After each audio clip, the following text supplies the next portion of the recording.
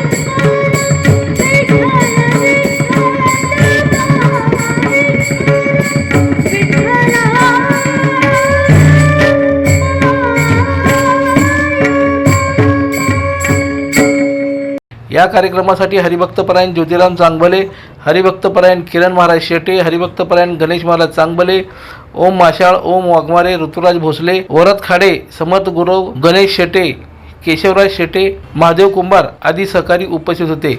या कार्यक्रमाला ट्रस्टचे अध्यक्ष शरद फोटाने, उपाध्यक्ष विकास दोडके, सचिव किसन झिपरे व इतर विश्वस्त मंडळी यांचे सहकार्य लाभले।